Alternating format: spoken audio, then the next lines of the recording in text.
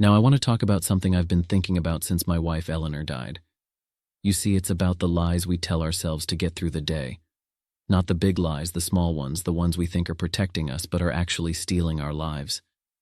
I'm George, I'm 87, and I spent 43 years lying to my wife about something so small, so stupid that when I finally told her the truth, we both sat there in silence for a long time. Not because it was earth-shattering, but because of all the years we'd wasted dancing around it. It was a Thursday afternoon. We were sitting on the porch, and she asked me like she'd asked 1,000 times before. Do you ever regret not finishing your degree?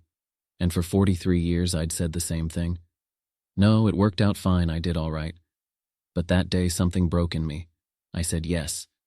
Every single day she looked at me like I'd suddenly started speaking another language. What I regretted every day. I said I regret that. I quit. I regret that I was too proud to go back. I regret that I told myself it didn't matter when it mattered to me more than almost anything. Eleanor put her coffee down. She said, George, why didn't you tell me we could have figured something out? You could have gone back, and that's when I realized what I'd done. You know, I'd spent 4 decades protecting my ego, pretending something didn't hurt when it was eating at me the whole time, and in doing that, I'd robbed both of us. I'd robbed myself of the possibility of doing something about it, and I'd robbed her of knowing me fully, of being able to help or support or even just understand. We tell ourselves these little lies constantly. I'm fine. It doesn't bother me. I'm over it. I don't need help. I'm not angry. It's not a big deal. And maybe sometimes these lies serve a purpose. Listen, maybe they get us through a hard day or keep the peace in a tense moment. But when they become permanent, when they become the story we live inside, they start to calcify. They become walls between us and the people we love, between us and the life we actually want. I had a colleague, Frank, who worked with me for 22 years. Good man, reliable, we'd have lunch together sometimes. Talk about normal things, you see, sports, weather, what our wives were cooking for dinner. About 6 months after he retired, his daughter called me. Frank had died heart attack, and she said something that's haunted me since. She said, Dad always talked about you. He said you were the only person at work he felt comfortable around. He wished he'd told you some things, but he never did. I went to the funeral, and sitting there listening to people talk about Frank, I realized I never really knew him. Honestly, I knew the surface, the version he let me see, but whatever he'd wanted, to tell me whatever was actually going on beneath the pleasant conversations about baseball and pot roast, I never got to hear it, and now I never would. That's what these little lies cost us. They cost us connection. They cost us the chance to be known, and being known, really known by even 1 or 2 people. Well, that's what makes life bearable, maybe even beautiful. My son David, he's 59 now, came to visit last month. We were sitting in my kitchen, and out of nowhere he said, Dad, I need to tell you something I should have said 30 years ago. My stomach dropped. I thought he was about to tell me something terrible. Instead, he said, when I was in high school and you asked if I wanted to go into business with you, I said no, because I wanted to do my own thing. That was a lie. I said no because I was terrified I wasn't good enough, that I'd disappoint you. I just stared at him. David, you could never disappoint me. I know that now, he said. But I didn't then. And I've carried that around my whole life, the idea that I let you down by not wanting what you wanted. We talked for 3 hours that day.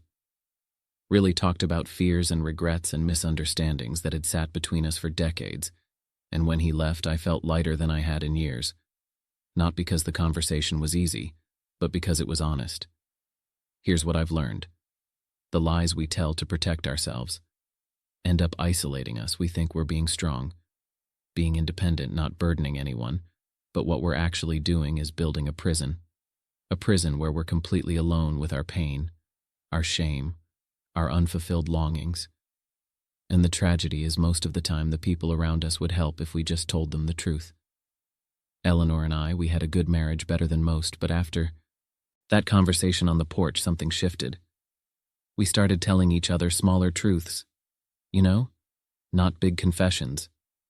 Just the everyday honesty we'd been avoiding. I'm scared about this doctor's appointment. I feel lonely even when you're in the room. I'm angry about what your sister said, things we'd been swallowing for years. It wasn't always comfortable. Sometimes it led to arguments. Sometimes we had to sit with hard feelings, but it was real. And real even when it's messy, is better than the carefully managed fiction we'd been living in. I see people my age sitting in nursing homes or hospitals, and they're still lying. Still pretending they're fine when they're terrified. Still acting like they don't need anything when they desperately need someone to just sit with them. Pride kills more relationships than betrayal ever did. Pride and the fear of being seen as weak or needy or less than we want to believe we are. There's a man in my building. Walter, 82, years old. His kids visit maybe twice a year. He tells everyone he understands they're busy, it's fine. But I've seen him standing at the window on Sundays watching families come and go, and the look on his face is pure loneliness. One day, I asked him, "Walter, have you told your kids you'd like to see them more often?" He looked offended. I don't want to be a burden, so he sits in his apartment alone protecting his pride while his life slips away. I'm not saying you need to spill your guts to everyone. Some things are private, some things you work through on your own.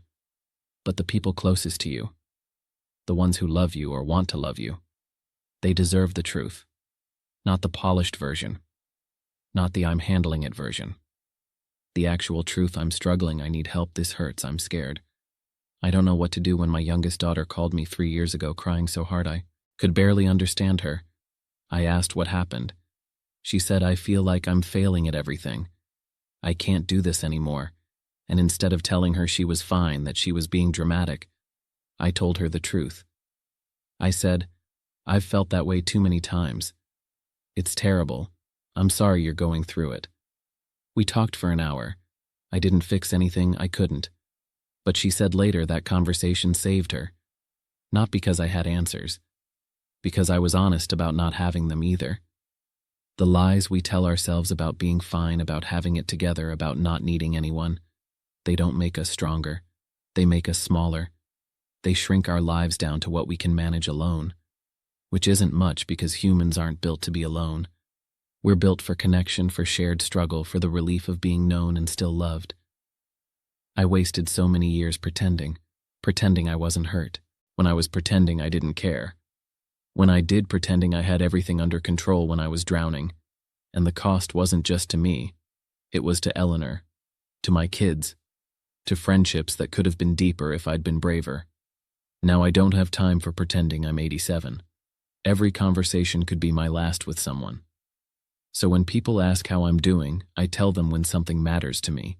I say, so when I'm grateful, I express it.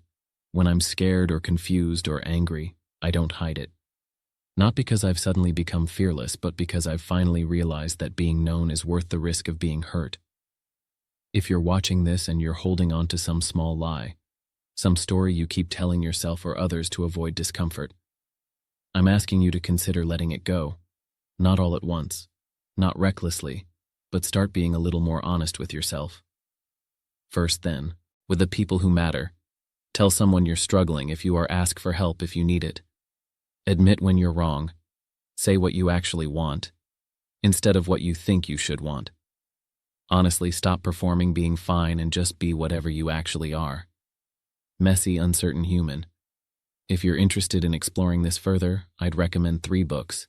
The Gifts of Imperfection by Brené Brown, When Things Fall Apart by Pema Chodron, and Man's Search for Meaning by Viktor Frankl.